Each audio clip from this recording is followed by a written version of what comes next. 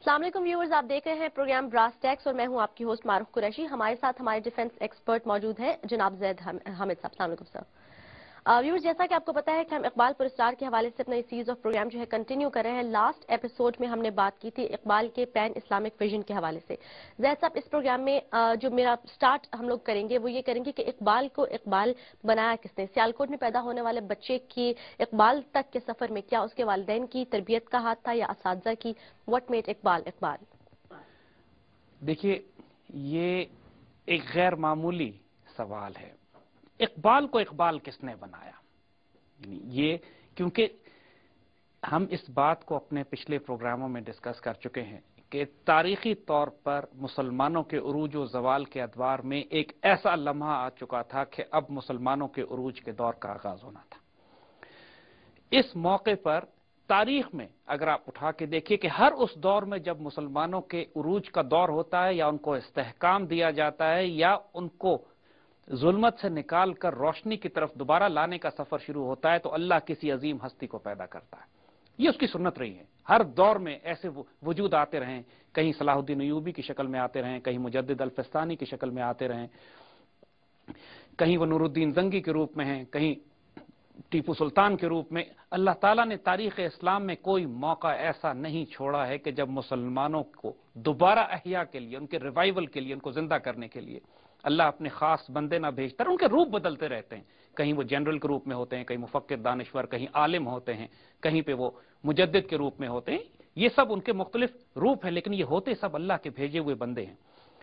अल्लामा इकबाल को जब भेजने का वक्त आया तो अब ये अल्लाह ताला ने भी फैसला करना था कि इकबाल की तरबियत के लिए किस घराने का इंतखाब किया जाए, किन लोगों के पास इनको भेजा जाए, क्योंकि जो एक ज़ाहिरी वजूद होता है उसकी भी उस दुनिया के माहौल में तरबियत तो की जाती है, उसको तैयार किया जाता है। फितरत खुद करती है लाले की हिना बंदी। जो इकबाल ने उस सारे प्रोसेस को जो खुद एक्सप्लेन किया है कि देखिए नेचर कंस्पायर करती है।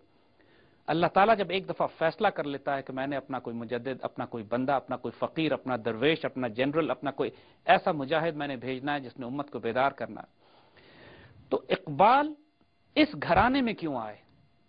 आसपास उस घराने में जो एक कश्मीरी खानदान सियालकोट का रहने वाला, अगर आप उस घराने के बैकग्राउंड को देखें और फिर उस माहौल को देखें कि जिस माहौल में इकबाल की तरबियत होती है, आज हम उसी हवाले से बात करेंगे।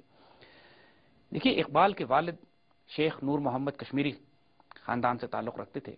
उनकी वालदा इमाम बीबी। अल्लामा इकबाल अपने वालिद के बारे में खुद तारुफ कराते हैं कि वो एक साहिब कश्फ, अल्लाह के वली, दरवेश और फ़कीर थे।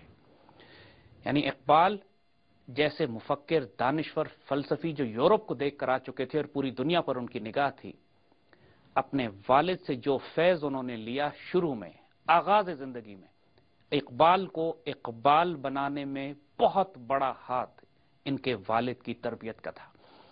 इनके वालिद खुद बयान करते हैं कि इकबाल की पैदाइश से पहले उन्हें इशारे होना शुरू हो गए थे कि इनके घर में कोई गैर मामूली वजूद पैदा होने वाला है। उन्होंने ख्वाब देखा कि जिसमें एक बहुत खूबसूरत परिंदा उड़ता फिर रहा है और कई हाथ बढ़ रहे हैं उस परिंदे को अपनी तरफ लेने के लिए, लेकिन आखिर वो खूबसूरत परिंदा आके इनकी गोद में गिर जाता है और वो इससे इशारा उनको ये मिलता है कि अल्लाह ताला इनके घर में कोई बहुत ही बाबरकत हस्ती भेजने वाले हैं। और ये वाकयात खुद अल्लामा इकबाल ने अपनी किताबों में लिखे हैं, अपने वाकयात अपने दोस्तों से बयान किए हैं। और जिन लोगों ने अल्लामा इकबाल की तमाम जिंदगी के हालात और वाकयात लिखे हैं, उसमें ये वाकयात लिखे गए हैं। अपने वालिद के बारे में इकबाल एक तारुफ और भी कराते हैं, और ये तारुफ उन्होंने 1906 में लंदन में अतिया फैजी से कराया कि उनके वालिद एक साहिब कश्फ व इसरार बुजुर्ग थे, राज जानने वाले। इनके घरों में महफिलें होती थी फ़ुक़रा और औलिया की। इनके घरों में बड़ी बड़ी इल्म और हिकमत की और फ़क्र की और कुरान की असरार और रमूज़ की ऐसी गहरी महफिलें हुआ करती थी कि जिससे उस वक्त के लोग जिनसे वाबस्ता या वाकिफ नहीं थे, लेकिन इकबाल के घर में ये महफिलें हुआ करती थी और बचपन ही से ये तरबियत इकबाल की इन्हीं महफिलों में हुई। इकबाल खुद एक वाक़या बयान करते हैं कि एक मरतबा रात के वक्त उठे, छोटे बच्चे थे, जब रात के वक्त इनकी आंख खुली तो इन्होंने देखा कि इनके वालिद के गिर्द एक रोशनी का एक हाला बना हुआ है। इनकी वालदा चूंकि राजदार थी, लिहाजा उन्होंने इकबाल को एक तरफ खामोशी से कर लिया और कहा बच्चे को प्यार से सोने के लिए भेज दिया। सुबह जब इकबाल उठते हैं तो वालिद के पास जाके पूछा कि रात आपके साथ क्या हो रहा था। वो कोई कैफियत थी, एक मुशाहिदा था, एक रूहानी कोई कैफियत थी जिसमें से उनके वालिद गुजर रहे थे उस वक्त। تو ان کے والد نے اقبال کا ہاتھ پکڑا اور کہا کہ شہر سے باہر ایک قافلہ آیا ہوا ہے اور مجھے یہ روحانی طور پر ایک مشاہدہ کرایا گیا کہ وہاں ایک بہت سخت مریض ہے جس کا انتقال ہونے والا ہے اور اس کا علاج کرنے کے لیے میں جانا چاہتا ہوں۔ شہر سے 30 میل دور اقبال ان کے ساتھ گئے اور وہاں جا کر انہوں نے اس مریض کو دیکھا جو لا علاج ہو چکا تھا اور مرنے کے قریب تھا۔ اس کا علاج کیا، انہوں نے کچھ دوائیاں دی اور واپس اپنے گھر میں واپس آ گئے۔ نہ قافلے والے ان کو جانتے تھے، نہ اس سے پہلے کبھی اس قافلے سے یہ واقف ہوئے تھے۔ یہ قافلہ کابل سے آ رہا تھا۔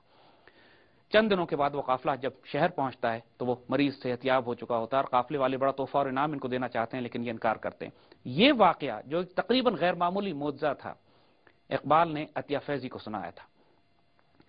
اسی طرح ایک موقع پر علامہ اقبال قرآن پاک پڑھ رہے ہوتے اور ان کے والد کئی دفعہ ان کے آس پاس سے گزر گئے، پھر اقبال سے پوچھتے کہ بیٹا تم قرآن میں کیا پڑھتے ہو؟ انہوں نے بتایا جیسے ہمارے یہاں قرآن کی تلاوت ہوتی ہے۔ تو انہوں نے اقبال کے پاس بیٹھ کے ان کو یہ بتایا کہ بیٹا قرآن اس طرح پڑھو جس طرح یہ تم پر نازل ہو رہا ہے۔ اقبال نے اس کی وضاحت چاہی تو انہوں نے فرمایا کہ قرآن، اور جو وضاحت کی وہ اتنی غیر معمولی تھی، فرمایا کہ دیکھو یہ قرآن حضور صلی اللہ علیہ وآلہ وسلم پر نازل ہوا ہے۔ جب ایک مسلمان حضور صلی اللہ علیہ وآلہ وسلم کی سنت میں اپنے آپ کو گم کرتا چلا جاتا ہے، جتنا اس کا تعلق حضور صلی اللہ علیہ وآلہ وسلم سے بڑھنا شروع ہوتا ہے، ظاہری اور روحانی اور باطنی، جب یہ تعلق اس کا بڑھتا ہے تو اس طرح یہ قرآن بھی اپنے راز اس پر اس طرح کھولنا شروع کر دیتا ہے جیسے ہر مسلمان پر یہ نازل ہو رہا ہو۔ قرآن ہر دور کے لیے اپنے راز کھولتا رہے گا۔ تمہارا کام یہ ہے کہ قرآن میں ڈوبو، تمہارا کام یہ ہے کہ حضور صلی اللہ علیہ وآلہ وسلم کی سنت میں گم ہوتے چلے جاؤ، کہ جتنا تمہارا حضور سے تعلق ہوگا اتنا ہی قرآن تمہیں اپنے راز دے گا۔ دیکھیے بنیادی طور پر اقبال کے وجود میں 3 فنڈامنٹل پیرامیٹر جو ساری زندگی کے لیے جنہوں نے اقبال کو تبدیل کر دیا۔ پہلی بات حضور صلی اللہ علیہ وآلہ وسلم سے نسبت اور تعلق اور عشق، دوسری بات قرآن سے تعلق، اور تیسری بات دین کی خدمت کرنا۔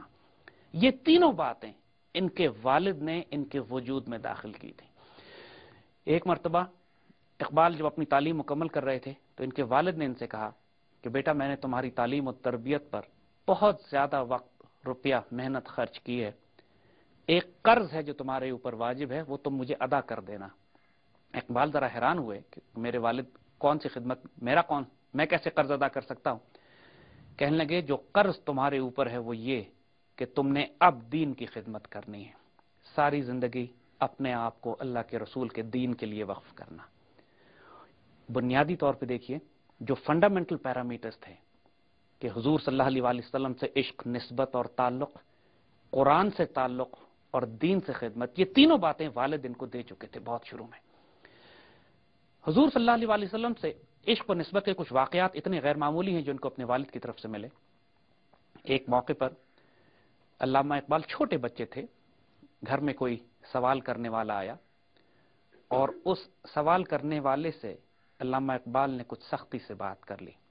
فیسینیٹنگ ویوز زید صاحب، لیکن sorry to cut you off here, viewers ایک چھوٹی سی بریک کا وقت ہوا چاہتا ہے، اپنی ڈسکشن یہیں سے جاری رکھیں گے، ایک بریک لیجیے۔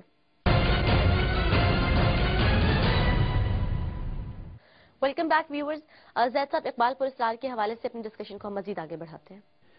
تو ان کے والد بے اختیار بے چین ہو گئے اور تقریباً رونے والے ہو گئے اور اقبال کو ایک طرف لے کے گئے اور کہتے ہیں بیٹا مجھے اللہ کے رسول کے آگے رسوا نہ کرنا۔ قیامت کے دن جس دن انبیاء، صدیقین، شہداء اور صالحین اور فاسق اور فاجر تمام روز محشر جمع ہوں گے تو اس دن اللہ کے رسول مجھ سے یہ سوال کر لیں گے کہ یہ بچہ میں نے تمہیں دیا تھا تمہاری تربیت کرنے کے لیے کہ تم اس کو اللہ کے دین کی خدمت کے لیے استعمال کرو گے، اور تم اگر اس طرح کے معاملات کرو گے تو مجھے اللہ کے رسول کے آگے رسوا ہونا پڑے گا۔ اقبال ہل کے رہ گئے۔ یہ چھوٹے سے بچے کو پہلی دفعہ یہ سبق ملا کہ اللہ کے رسول صلی اللہ علیہ وآلہ وسلم کے آگے سرخرو ہونا یا ان کے آگے رسوا ہونا کیا معنی رکھتا ہے۔ اور ساری زندگی پھر اس کے بعد اقبال کی سوچ اور فکر کی سینٹر آف گریوٹی، ان کا مرکز تبدیل ہو کے رہ گیا۔ دیکھیے اقبال نے جو مارکت الآراء شاعری کی ہے اپنی، بار بار آپ کو یہ پہلو نظر آتا ہے کہ حضور صلی اللہ علیہ وآلہ وسلم کے آگے ان کو شرمندہ نہ ہونا پڑے۔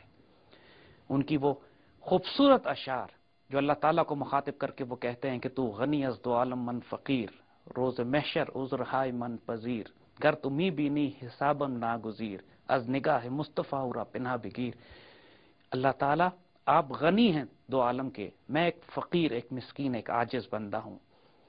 अगर आप रोज़े महशर ये देखें कि मेरा हिसाब लेना इतना ही बहुत जरूरी है, हिसाब न करें तो बेहतर है। यर्ज़ुक़ु मन यशा, बगैर हिसाब के ऊपर आप अगर मुझे मग़फ़िरत कर दें तो बेहतर।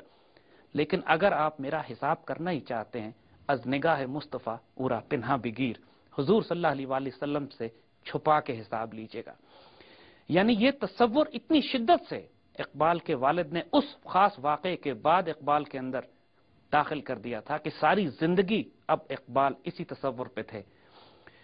इसी तरह अपनी तमाम शायरी करने के बाद, अपने तमाम कलाम के बाद, कि जो लोगों ने इकबाल पर एतराज़ करना शुरू किए कि आपने शायरी के अंदर मुख्तलिफ किस्म की मुंतशिर ख्यालात को भी डाल दिया है, शदीद एतराज़ात इकबाल पर किए गए कि आप इस्लाम के अलावा किसी और मकासद की खिदमत कर रहे हैं, आप इनकी ज़ाती ज़िंदगी पर लोगों ने एतराज़ किए, इनके मकासद पर एतराज़ किए। तो उस वक्त ये अल्लामा इकबाल ने जो अल्टीमेट चैलेंज दिया उम्मत मुस्लिमा की तारीख में, हम किसी दानिश्वर, मुफक्किर, आलिम या शायर की तरफ से ऐसा चैलेंज नहीं देखते हैं जो इन्होंने अपने दुश्मनों को दिया हो। इतना बड़ा चैलेंज जिसने लाजवाब करके रख दिया पूरे इनके मुखालिफिन को। आप बराह रास्त हुजूर सल्लल्लाहु अलैहि वसल्लम को मुखातिब करके आपने अपने हक में एक दुआ या बद्दुआ की अल्लामा इकबाल ने, और फरमाते हैं, यानी अगर फारसी में इसको हम पढ़ें तो फरमाते हैं कि पर्दा नामू से फिक्रम चाक कुन ई खयाबान रा असखारम पाक कुन रोज महशर ख्वार रुस्वा कुन मेरा बेनसीब अज बोसाए पाकुन मेरा। यानी हुजूर सल्लल्लाहु अलैहि वसल्लम को मुखातिब करके फरमा रहे हैं कि या रसूलुल्लाह सल्लल्लाहु अलैहि वसल्लम, अगर मैंने अपनी शायरी में, अगर मैंने अपने कलाम में, अगर मैंने अपने इस पूरे मिशन में आपके दीन के अलावा, कुरान पाक के अलावा किसी और चीज की नुमाइंदगी की हो तो आप मेरी फिक्र का पर्दा चाक कर दीजिए, अपने चमन को मुझ जैसे कांटे से निकाल कर बाहर फेंक दीजिए और कयामत के रोज मुझे जलीलो ख्वार कीजिएगा और अपनी कदमबोसी से महरूम कर दीजिएगा।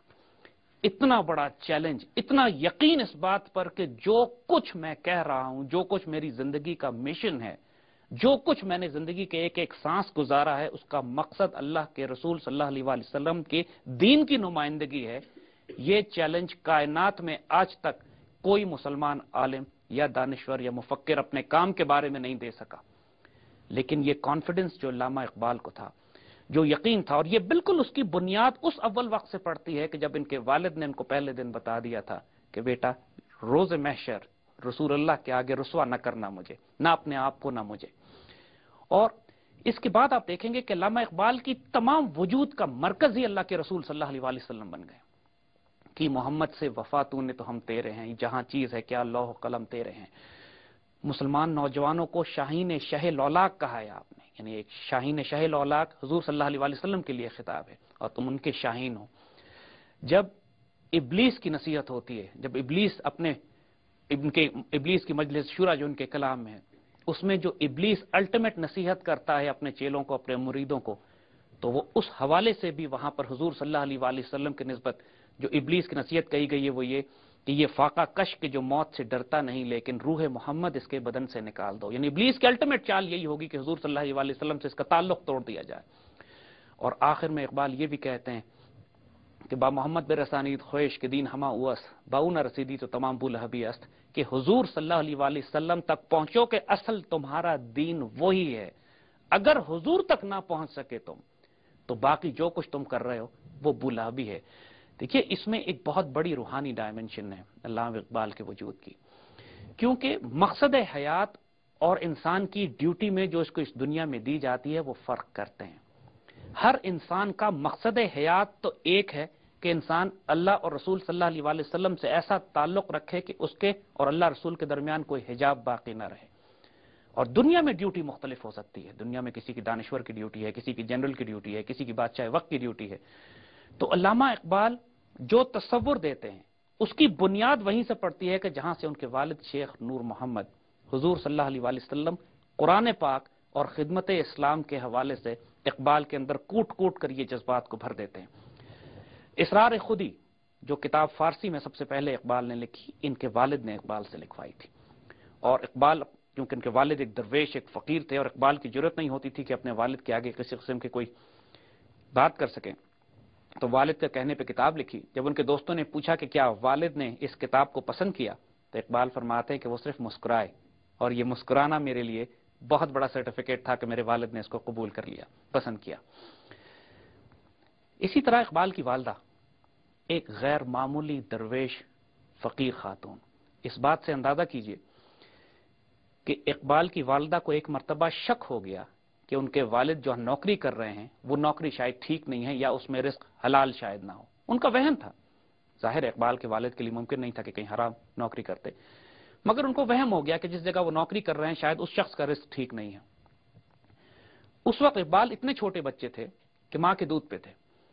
इनकी वालदा ने इनको घर से खाना पिलाना बंद कर दिया, अपना दूध पिलाना बंद कर दिया, अपने हलाल पैसों से अपने जेवर बेच के बकरी खरीद के लाई, और बकरी के दूध पर इकबाल को पालना शुरू किया कि कोई हराम रिस्क इसके मुंह में ना चला जाए।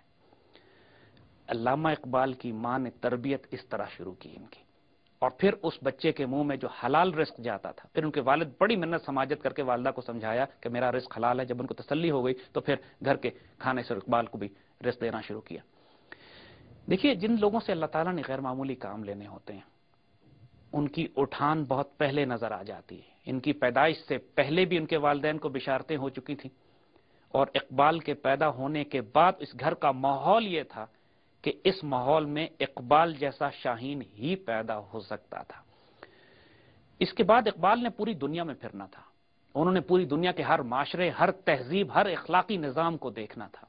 बहुत करीब जाके भी देखा, लेकिन बुनियादें इतनी मजबूत हो गई थी कि उसके बाद कुफर का निज़ाम, मगरिब का निज़ाम, उस वक्त की जियो पॉलिटिक्स, उस वक्त की जियो इकोनॉमिक्स, उस वक्त का सियासी निज़ाम, उस वक्त का माशरती निज़ाम, उसमें से किसी चीज ने इकबाल को करप्ट नहीं किया।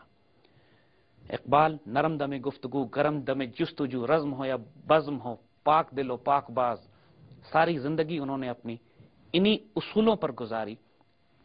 फितरत, लाले की हिनाबंदी बहुत पहले से करना शुरू कर दी थी।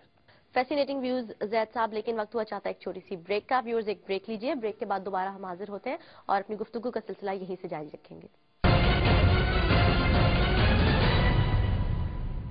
वेलकम बैक व्यूअर्स, आप देख रहे हैं प्रोग्राम ब्रास टैक्स। जैद साहब, इकबाल पुरस्कार के हवाले से हम बात कर रहे हैं और आज हम डिस्कस करें कि इकबाल को इकबाल किसने बनाया। जी प्लीज कंटिन्यू। हम कुछ वाकयात यहाँ पे बताना चाहेंगे कि जो इकबाल का ताल्लुक हुजूर सल्लल्लाहु अलैहि वसल्लम के साथ था वो इतना गैर मामूली है कि ये सिवाय एक वली कामिल या फकीर वक्त के किसी और का नहीं हो सकता।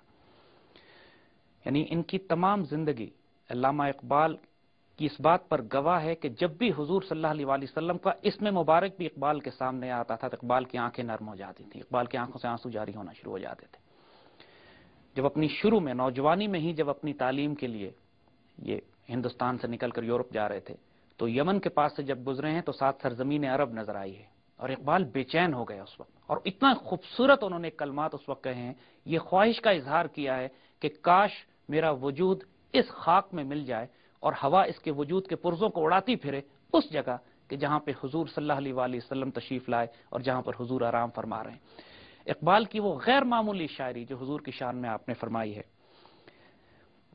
लेकिन उससे पहले हम ये बताना चाहेंगे कि इकबाल के इस राज को इकबाल किसने बनाया, ये सिर्फ हम आप सवाल नहीं कर रहे हैं।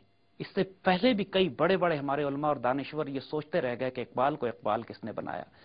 लिसानुल असर अकबर इलाहाबादी ने इसी सवाल का जवाब देते हुए कहा है, हजरत इकबाल में जो खूबियां पैदा हुई, कौम की नजरें जो उनकी तर्ज की शैदा हुई, ये हक आगाही, ये खुशगोई, ये ज़ौक़े मार्फत, ये तरीक़े दोस्ती, खुददारी व तमकिनत, इसके शाहिद हैं कि उनके वालिदैन अबरार थे, बाखुदा थे, अहले दिल थे, साहिब इसरार थे।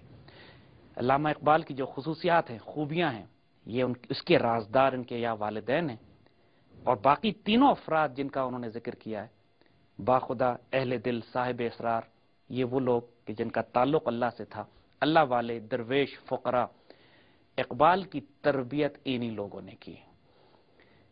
इसके बाद जो बुनियादें रखती गई उसके ऊपर एक आलीशान इमारत, एक आलीशान जो किला इस्लाम की हिफाजत के लिए तैयार हुआ है, उसके राजदार अहले दिल थे या साहिब इसरार थे। इकबाल जिन पुरस्रार बंदों का जिक्र करते हैं, इनके कलाम में बार बार उसका जिक्र आता है, उन पुरस्रार बंदों ने खुद इकबाल की तरबियत इस तरह की कि इकबाल खुद एक पुरस्रार बन गए थे। इसी तरह अल्लामा इकबाल ने जो हुजूर सल्लल्लाहु अलैहि वसल्लम की शान में जो खूबसूरत नातें और कलमात फरमाए, हम सिर्फ चंद अशार पढ़ के सुनाते हैं। वो दानाए सुबल खत्म रसुल मौलाए कुल जिसने गुबार राह को बख्शा फरोग वादी सीना, निगाह इश्क व मस्ती में वही अव्वल वही आखिर वही कुरान वही फुरकान वही यासीन वही ताहा। यानी हुजूर सल्लल्लाहु अलैहि वसल्लम से एक इमोशनल अटैचमेंट, यहां तक कि एक मर्तबा एक रईस ने, एक सेठ ने उनको बुलाया किसी मुकदमे के सिलसिले में मशवरा लेने के लिए। तो अल्लामा इकबाल जब उसके घर पे पहुंचे तो इस कदर खूबसूरत बादशाहों की तरह सजा हुआ कमरा था जिसमें इकबाल को जगह दी गई। इकबाल जब उस बिस्तर पर रात सोने के लिए लेटे हैं तो बेख्तियार ये ख्याल आया कि जिन नबी सल्लल्लाहु अलैहि वसल्लम के सदक़े हमें ये मकाम मिला है, उन्होंने तो सारी उम्र बोरियों पे सो के गुजार दी। इस कदर बेतहाशा धाड़े मार मार कर रोए हैं कि आपे से बाहर हो गए, बाथरूम में चले गए और अपना बिस्तरा तकिया घसीट के बाथरूम में बैठे और सारी रात बाथरूम में या सोने की कोशिश की या रोते रहे। ये इकबाल का हुजूर से ताल्लुक था। दूसरी तरफ अल्लामा इकबाल ने इस बात का जिक्र भी अपने दोस्तों से किया था कि मैं नहीं चाहता कि मेरी जिंदगी, ज़ाहरी जिंदगी भी हुजूर सल्लल्लाहु अलैहि वसल्लम से ज्यादा हो जाए। ज़ाहरी तौर पर हुजूर अगर 63 बरस की जिंदगी आपने गुजारी तो इकबाल की ख्वाहिश थी कि इससे कम में और उससे कम ही में आप इस दुनिया से तशरीफ ले गए। ये बात भी कि इस कदर इश्क रसूल सल्लल्लाहु अलैहि वसल्लम इकबाल के वजूद में सराहत कर चुका था कि जो दो मुजाहिद के जिन्होंने हुजूर सल्लल्लाहु अलैहि वसल्लम की शान में गुस्ताखी करने वाले को जहन्नुम रसीद किया था, गाजी अब्दुल क़य्यूम और गाजी इल्मदीन शहीद, इकबाल ने इनकी शान में अपनी शायरी में कलमात कहे हैं।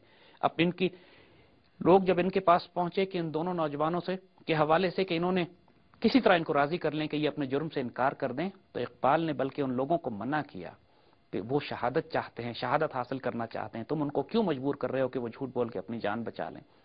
बल्कि ये तक उन्होंने कहा पंजाबी में कि लोहारां दा मुंडा बाजी ले गया तो ऐसी गल्लां करते रह गए, यानी लोहारों के बच्चे जो हैं, लोहारों का बेटा बाजी ले गया और हम बातें करते रह गए। जब गाजी इल्मदीन शहीद ने उन मनहूसों को जहन्नुम रसीद किया था जिन्होंने हुजूर की शान में गुस्ताखियां की थी।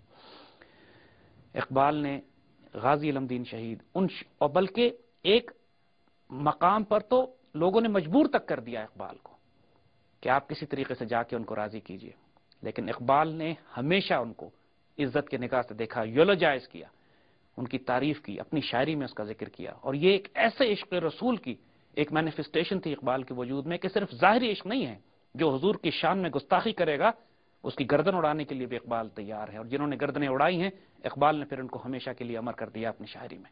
देखिए, अब ये सवाल होता है कि इस कदर गैर मामूली वालिदैन, इस कदर खूबसूरत तरबियत, हुजूर सल्लल्लाहु अलैहि वसल्लम से ऐसी निस्बत और ताल्लुक, कुरान इस तरह जैसे खुद नाजिल हो रहा हो और दीन इस्लाम की खिदमत के लिए आपको मखसूस कर लिया जाए, क्या इकबाल खुद भी साहिब कश्फ बुजुर्ग थे या आपको अपने वजूद में भी कुछ गैर मामूली कुव्वतों और ताकतों का एहसास होता था?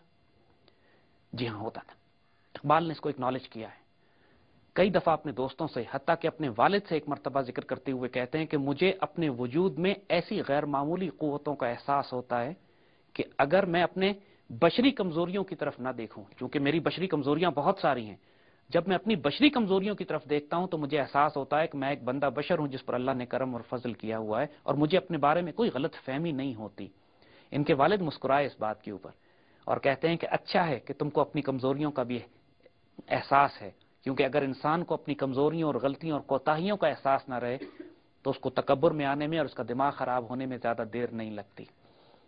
इकबाल पर जो मिशन और जो ड्यूटी उनको दे दी गई थी उसकी आमद होती थी, उस पर नजूल होता था। एक मरतबा एक ईसाई प्रोफेसर ल्यूकस ने उनसे सवाल किया कि आप इतने पढ़े लिखे आदमी हैं, क्या आप भी यकीन करते हैं कि हुजूर सल्लल्लाहु अलैहि वसल्लम पर वही नाजिल होती थी? तो अल्लामा इकबाल ने फरमाया कि हुजूर पर तो वही नाजिल होती थी, मुझ पे तो शेर नाजिल होते हैं। जब ये कैफियत मुझ पे होती है, जब मैं इन कैफियत से गुजरता हूं, तो मुझे ये मानने में कोई एतराज नहीं है कि मेरे आका सल्लल्लाहु अलैहि वसल्लम पर इल्हामी तौर पर अल्लाह ताला की तरफ से कुरान पाक वही की सूरत में नाजिल हुआ था। और इकबाल ने इसको साबित करने के लिए खड़े खड़े न जाने कितने शेर बयान कर दिए कि जो ना उससे पहले कभी उनके पास थे ना, और अंग्रेज प्रोफेसर हैरान होकर रह गया।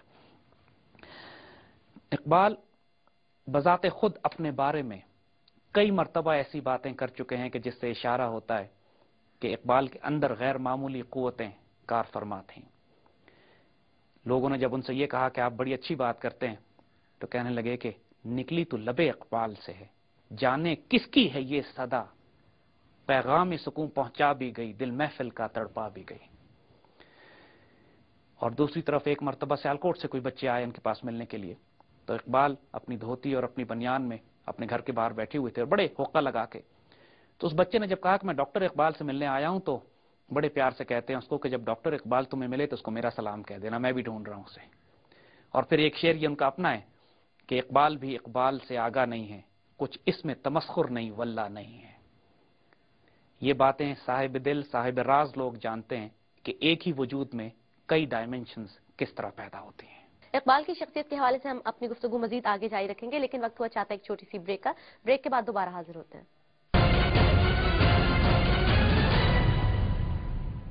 ویلکم بیک ویورز، ہم ڈسکس کر رہے ہیں آج کے پروگرام کے اندر کہ اقبال کو اقبال کس نے بنایا.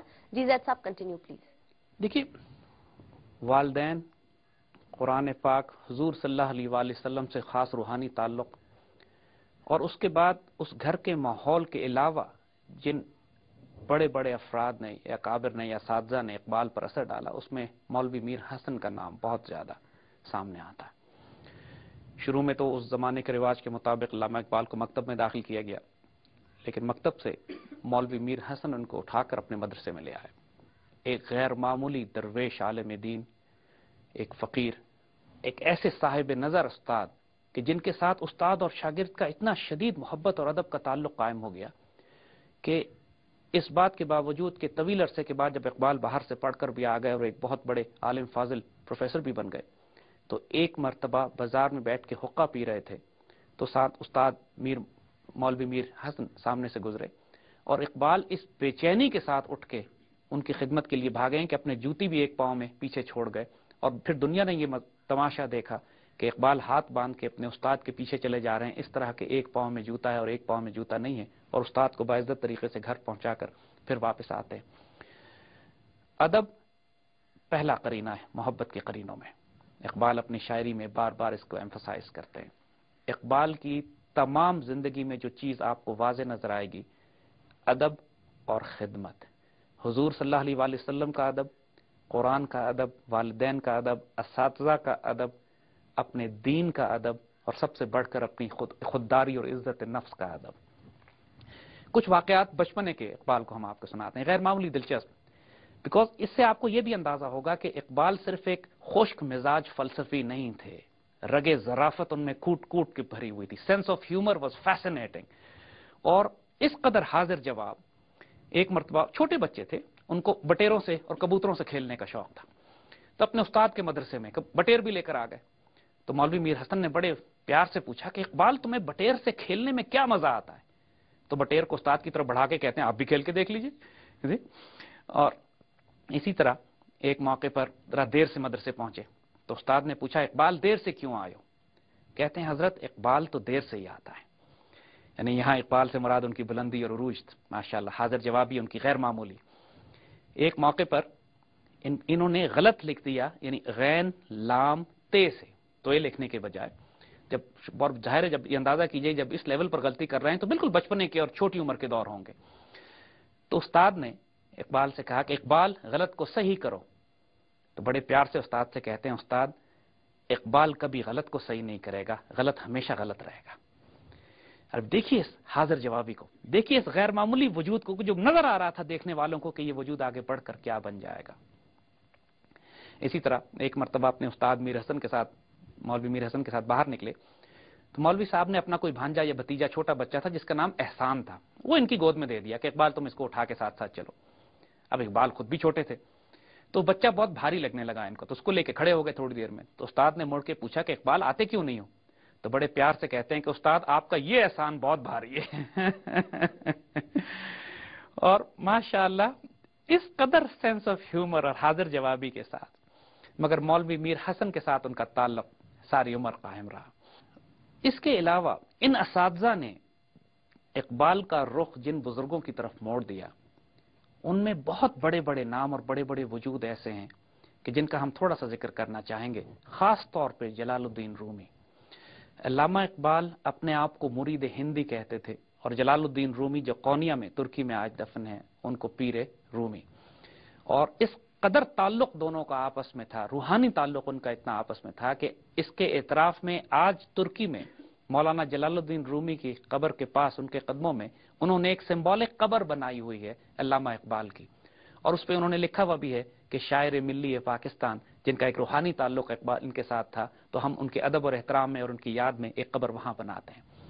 इकबाल ने अपने रूहानी मुर्शिद मौलाना जलालुद्दीन रूमी की शान में जो खूबसूरत शेर कहे हैं, उसमें से एक शेर हम आपको सुनाते हैं कि मुर्शिद रूमी हकीम पाकजात, राज मर्ग जिंदगी बरमा कुशाद, पीर रूमी खाक रा अक्सीर करद, आज गुबारम जलवहा तामीर करद।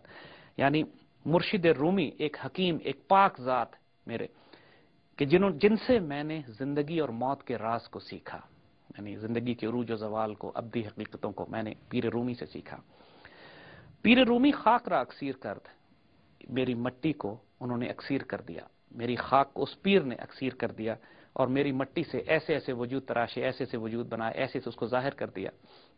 इकबाल टोटली एक्नॉलेज करते हैं इस बात को कि इनका एक बहुत गहरा रूहानी ताल्लुक जलालुद्दीन रूमी के साथ था। देखिए, जिन लोगों के साथ आपका ताल्लुक होता है, ये उस शख्स की जिससे आप ताल्लुक रखते हैं इसी वजह से रखते हैं कि आप उन जैसे होते हैं। लोगों से ताल्लुक, birds of feather flock together अंग्रेजी में कहते हैं कि तमाम वो अफराद जो एक मिजाज के होते हैं उनका आपस में गहरा ताल्लुक होता है, चाहे वो ज़ाहरी जिस्मानी ताल्लुक हो या अगर वो पहले बुजुर्ग गुजर चुके हैं तो उनके साथ एक रूहानी और इल्मी ताल्लुक हो। इसी तरह इकबाल के वजूद में जिन बड़े बड़े लोगों ने असर डाले, उसमें हजरत मुजद्दिद अल्फसानी के बारे में तो इकबाल ने अपने कलाम में जिक्र किया और इस्लाम का पासबान करार दिया उनको, दीन के मुहाफिज करार दिया उनको अपनी शायरी में, और फिर उनकी मज़ार पे हाजिरियां भी दी जाकर, और हत्ता के जावेद इकबाल जो इकबाल के बेटे हैं उनको भी लेकर गए एक दफ़ा और हज़रत मुजद्दिद अल्फसानी के मज़ार पे हाजिरी दी और फातिहा पढ़ी। इसी तरह इकबाल के कलाम में आपको हज़रत निज़ामुद्दीन औलिया की शान में कसरत से उनकी अकीदत और मोहब्बत और प्यार का इजहार होता है। हत्ता कि जब विलायत जा रहे थे, जब नौजवानी के दौर में अपनी तालीम हासिल करने के लिए, तो उससे पहले उन्होंने जिन मकामात पर हाजिरी दी थी उसमें हज़रत निज़ामुद्दीन औलिया का मकाम भी शामिल था, और अपना एक ताल्लुक उन्होंने बगैर किसी तकल्लुफ के इजहार किया और बड़ी खूबसूरत तरीन अल्फाज में अपने कलाम इकबाल में हज़रत निज़ामुद्दीन औलिया का जिक्र किया। फैसिनेटिंग व्यूज जैद साहब, लेकिन वक्त हुआ चाहता है एक छोटी सी ब्रेक का। व्यूअर्स एक ब्रेक लीजिए, ब्रेक के बाद दोबारा हम हाजिर होते हैं और अपनी गुफ्तगू का सिलसिला यहीं से जारी रखेंगे। Welcome back viewers. जैद साहब, इकबाल पुरस्कार के हवाले से अपनी डिस्कशन को हम मजीद आगे बढ़ाते हैं। इसके अलावा जो हिंदुस्तान में जिन शख्सियात ने गैर मामूली मुतासिर किया अल्लामा इकबाल को, उसमें टीपू सुल्तान शामिल हैं। अल्लामा इकबाल खास तौर पर टीपू के मज़ार पर गए और टीपू के मज़ार पर तवील वक्त खड़े रहे और वहां पर उन्होंने अपने जज्बात और एहसासात का जो इजहार किया, वो इस तरह कहते हैं कि बाहर निकल कर मैंने टीपू से ये पैगाम सीखा है कि जिंदगी शेरों और दिलेरों की तरह जिंदा रहने का नाम है, और इसी तरह जान देना शेरों और दिलेरों की किस्मत और नसीब में होता है। इनके वो अशार कि तेरे आजाद बंदों की न ये दुनिया न वो दुनिया, यहां मरने की पाबंदी वहां जीने की पाबंदी, ये अशार टीपू सुल्तान से इंस्पायर्ड है। एक बंदा मोमिन, एक मुजाहिद। अब देखिए पर्सनालिटी क्या बन रही है इकबाल की। इसी तरह शर्कपुर शरीफ में हजरत शेर मोहम्मद शर्कपुर एक बहुत बड़े बुजुर्ग गुजरे हैं, इकबाल उनके पास हाजिरी दिया करते थे और उनसे बहुत फैज लिया करते थे। अब तक का जो बैकग्राउंड हमने दिया है, इसमें पर्सनालिटी देखिए इकबाल की क्या बन के सामने आ रही है। रूहानियत, हुजूर सल्लल्लाहु अलैहि वसल्लम से इश्क और ताल्लुक और मोहब्बत, घर कुरान से निस्बत, कुरान समझने की हकीकत, रिज़्क़ हलाल, उसातिज़ा का अदब, ये सब घर से मिल रहा है उनको। वालिदैन गैर मामूली, साहिब कश्फ व करामत, फ़कीर दरवेश। वालदा इस मिसाल की कि उनकी मिसाल देना मुमकिन ना हो।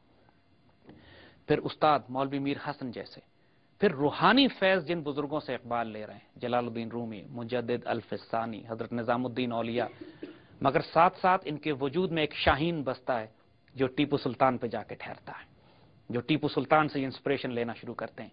और ये कॉम्बिनेशन हम इकबाल के वजूद में हमेशा देखेंगे कि बार बार जब वो अपनी फलसफे और फिलॉसफी की बात करते हैं तो एक तरफ अल्टीमेट स्पिरिचुअलिटी है, रूहानियत का उरूज है उनके वजूद में, और दूसरी तरफ एक शाहीन है जो तलवार निकाल कर नरम दम गुफ्तगू गरम दम जस्तजू है, जो महफिल यारां तो रेशम की तरह रज़्म हक बातिल तो फौलाद है मोमिन, जो एट्रीब्यूट्स देते हैं, बैलेंस ऑफ कंट्रडिक्शंस, तजादात का तवाज़ुन जो है ये इतना गैर मामूली इकबाल के वजूद में। और फिर जो बार बार इनके मैसेज जो हमें मिलता है कि आज अल्लाह अपने दीन का काम अगर किसी वजूद से लेगा तो जाहिर में वो अर्द शेर होगा, यानी जाहिर में वो एक पावरफुल बादशाह होगा और किंग होगा, अथॉरिटी तो ताकत उसके पास होगी, और बातिन में वो जुनैद बगदादी होगा, यानी स्पिरिचुअल डायमेंशन तो उसकी इतने वजूद और कमाल पे होंगी। तो ये कई चश्मे हम देखते हैं कि जिनसे इकबाल अपने आप को फैज हासिल कर रहे हैं। इसी तरह इकबाल के अंग्रेज उस्ताद जो बाद में इनके दोस्त बन गए और एक तवील अरसा इकबाल के साथ उनका ताल्लुक रहा, प्रोफेसर आर्नल्ड, जिन्होंने लाहौर में भी इकबाल को तरबियत दी, पढ़ाई की तालीम सिखाई। और आर्नल्ड इकबाल के बारे में कहते हैं कि इकबाल जैसा शागिर्द किसी को मिल जाए तो उस्ताद मुहक्किक बन जाता है और मुहक्किक मुहक्किक तर बन जाता है। और दोनों उस्ताद शागिर्द में मोहब्बत और दोस्ती का ऐसा गहरा रिश्ता कायम हो गया कि इकबाल सारी उम्र प्रोफेसर आर्नल्ड के साथ एक रूहानी ताल्लुक रखते रहे। इंग्लैंड भी जब गए हैं इकबाल तो वहां भी आर्नल्ड ने इनको बहुत इज्जत और मौका, वो एक अच्छा अंग्रेज था, एक रूहानी अंग्रेज था, उसके अंदर वो खराबियां नहीं थी जो उस दौर के आम इंपीरियल या जालिमाना किस्म के उस मगरबी माशरे में होती हैं, और इकबाल का एक रूहानी ताल्लुक उनसे बना। इसके अलावा 1905 में या 6 में जब इकबाल विलायत जाते हैं, फिर जर्मनी जाते हैं, वहां पर उनकी मुलाकातें कई ऐसे अफराद से होती हैं, उस माशरे को करीब से देखते हैं। उसमें अतिया फैजी का कैरेक्टर हमें नजर आता है, वजूद नजर आता है, जिनका इकबाल के साथ एक तवील अरसा एक बहुत मुअद्दब खतो किताबत रही और उनका ताल्लुक आपस में कायम रहा कि जो इकबाल के लिए एक अच्छे मुशीर की हैसियत रही। फिर असातिज़ा कुछ ऐसे थे जर्मनी में, खास तौर पे जर्मनी के माहौल ने, कि जहां पे उन्होंने वेस्टर्न फिलोसफी को बहुत करीब से देखा, जहां उन्होंने मगरबी तहजीब को बहुत करीब से देखा, उनमें गहराई पैदा हुई। इकबाल ने उस पूरे माशरे को बहुत करीब से देखा, पूरे माशरे का सफर किया, उसकी तहजीब व तमद्दुन को, लेकिन अपने आप को इंतहाई पाकीज़ा अंदाज में बचा के रखा। सारी उम्र उस माशरे में भी कभी शराब नोशी नहीं की, कभी बुराई और बदकारी में नहीं पड़े, हत्ता कि अपने तमाम अशार में भी इस बात का वो इशारा करते हैं कि मानिंदे सहर उनकी जवानी पाकीज़ा रही वहां पर भी। और इस इस माशरे को उन्होंने बहुत करीब से देखा, उन महफिलों में भी शामिल हुए, उस दौर को भी देखा, उस तारीख और तमद्दुन को भी देखा। लेकिन चूंकि अल्लाह ताला ने उनको इस मकसद ही के लिए तैयार किया था कि मगरिब और मशरक के तजादात को ये वाजे करें, मगरिब को देखकर उसके वजूद को, एक एक कमजोरी को उभार के मुसलमानों के सामने लेकर आए और उम्मत मुस्लिमा को बेदार करें, तो एक हकीम की हैसियत से उनको जो मुशाहिदात कराने पड़े वो फितरत ने खुद कराए, मगर साथ साथ उनको बचा कर भी रखा। इकबाल की तरबियत में साफ नजर आता है कि तकदीर कंस्पायर कर रही है, फितरत लाले की हिनाबंदी खुद कर रही होती है। इकबाल के वजूद में जो रूहानियत दाखिल कर दी गई, जो दुनिया का एक्सपोजर उनको दिया गया, जिसमें उनके ज़ाहिरी सफर भी शामिल हैं और उनके रूहानी सफर भी शामिल हैं, जो उनके ज़ाहिरी ताल्लुकात भी अफराद से हैं वो भी शामिल हैं, और उनकी जो स्पिरिचुअल डायमेंशन की रिलेशनशिप उन बुजुर्गों से हैं जो पहले गुजर के जा चुके हैं, उन सब का एक गैर मामूली इम्तजाज आपको मिलता है। आज भी अगर कोई शख्स इकबाल के मैसेज को लेना चाहता है तो उसको ये बैलेंस करना पड़ेगा, इन तजादात को तवाजुन में लाना पड़ेगा। हमारी मुसलमान तहरीकों को, हमारी जमातों को, हमारे उन अफराद को कुछ दीन के लिए कोई काम करना चाहते हैं, अगर वो रूहानी डायमेंशन को छोड़कर सिर्फ फिजिकल डायमेंशन पर काम करेंगे तो ये ऐसे ही है कि जैसे एक जहाज एक पर से उड़ने की कोशिश करे, दिक्कत हो जाती है। इस बात के बावजूद कि इकबाल बुनियादी तौर पर एक थिंकर, एक फिलोसोफर, एक आइडियोलॉग थे, लेकिन अपने वजूद में बहुत बड़े मुजाहिद भी थे। यानी जब वो हिंदुओं की असलियत को देख लिया, उन्होंने हिंदुओं की रियलिटी उनके सामने वाजे हो गई और उनको अंदाजा हो गया कि हिंदुओं के साथ को एग्जिस्ट करना पॉसिबल नहीं होगा, उन्होंने मुसलमानों को यह मशवरा दिया कि हथियार उठाएं। उन्होंने मुसलमानों को हथियार कैरी करने का हुक्म दिया कि अपनी हिफाजत के लिए, तुम्हें इज्जत और आबरू की हिफाजत के लिए अगर जारहाना इकदाम करना पड़े तो वो भी इख्तियार करो। अपनी जिंदगी के आखिरी उम्र में अल्लामा इकबाल ख्वाहिश रखते थे, अपने दोस्तों से जिक्र किया कि मैं जहाद बिसैफ करना चाहता हूं, तलवार से जहाद करना चाहता हूं, और हज की ख्वाहिश थी उनकी। हज नहीं कर सके थे इकबाल। उनके दोस्तों ने कई दफा उनसे कहा कि आप मदीने क्यों नहीं चले जाते, यूरोप जाते हैं, सफर करते हैं। ये भी एक अजीब रूहानी कैफियत, इकबाल की कैफियत देखे, सुनते ही रोने लगते थे इस बात पर कि मैं इस काबिल हूं कि मैं हुजूर के पास जा सकूं, मुझे शर्म आती है उनके पास जाते हुए। देखिए, ये एक इश्क और मस्ती का एक ऐसा मकाम है, अदब का एक ऐसा मकाम है कि जिसको शायद इंटेलेक्चुअल लेवल पर लोग ना समझ सके, लेकिन वो जो बचपन में बात उनको समझा दी गई थी, इनके वजूद में घुस गई थी ये बात कि कहीं कोई ऐसी बात ना करना कि रसूल के आगे रुसवा होना पड़े। حضور کے نام مبارک آتا تھا تو اقبال کے آنسو جاری ہو جاتے تھے، ان پر قابو رکھنا ناممکن ہو جاتا تھا، اور اسی شرم کے مارے، اس ادب کے مارے وہ کبھی بھی رسول اللہ کے آگے جانے کی ظاہری طور پر ہمت نہیں کر پائے، لیکن آخری عمر میں بہت شدید ان کی خواہش تھی کہ وہ حج بھی کر لیں۔ علامہ اقبال جس غیر معمولی پروسیس سے گزرے ہیں، ان پر لوگوں نے اعتراضات بھی کیے ہیں، ان میں بشری کمزوریاں تھیں، وہ ایک بندہ بشر تھے جو انہوں نے خود نالج کیا ہے کہ اگر مجھ میں بشری کمزوریاں نہ ہوتی تو میں اپنے آپ کو ایک سپر نیچرل ہیومن بینگ سمجھنے لگتا۔ ارسطو نے کہا ہے کہ اگر تم اچھی زندگی گزارنا چاہتے ہو تو شادی کر لو، تمہیں اگر اچھی بیوی ملی تو تمہاری زندگی بہت اچھی گزرے گی، اور اگر تم کو تمہاری پسند کی بیوی نہ ملی تو تم فلسفی بن جاؤ گے۔ اقبال کے ساتھ بھی کچھ یہی ہوا کہ 3 شادیاں انہوں نے کی، اور وہ اتنے راضی نہیں تھے شاید جبھی اس قدر بڑے مفکر اور فلسفی بن پائے۔ ان کی فیملی لائف کرائسس میں گزری شروع میں، بہت بعد میں سٹیبل ہوئی جا کے، لیکن وہ طوفان بھی ان کی زندگی میں آئے۔ تو اتنا بڑا عظیم فلسفی جو پوری دنیا آنے والے وقت کی تاریخ اور تصویر دیکھ رہا ہے، اس کو اپنے ذاتی گھر میں بھی بہت مسائل سے گزرنا پڑا۔ تو یہ اس بات کہ وہ بندہ بشر تھے، دقتیں تھیں، پریشانیاں تھیں، لیکن اس کے باوجود ان کا ویژن، ان کی سوچ، ان کی فکر وہ تھی کہ جس نے اقبال کو اقبال پر اسرار بنایا، اور ان کے پیغام کو اسلام کے اقبال کا پیغام بنایا، اور آنے والے وقتوں کے لیے، آنے والی نسلوں کے لیے شان، عزت اور غیرت کا وہ پیغام دیا جو آج بھی جاری ہے اور انشاءاللہ کل امت کے احیاء کا بنیاد بنے گا۔ جی زید صاحب، بہت شکریہ۔ ویورز، آج آپ نے دیکھا کہ ہم نے بات کی اقبال کی پرسنالٹی کے حوالے سے اور ان تمام شخصیات کے حوالے سے جنہوں نے اقبال کی شخصیت کے اوپر ایک گہرا اثر چھوڑا، جس کے بعد اقبال بنا۔ انشاءاللہ اگلے پروگرامز کے اندر ہم اقبال کی پرسنالٹی کے اوپر مزید پہلوؤں سے آپ کو آگاہ کرتے رہیں گے۔ تب تک کے لیے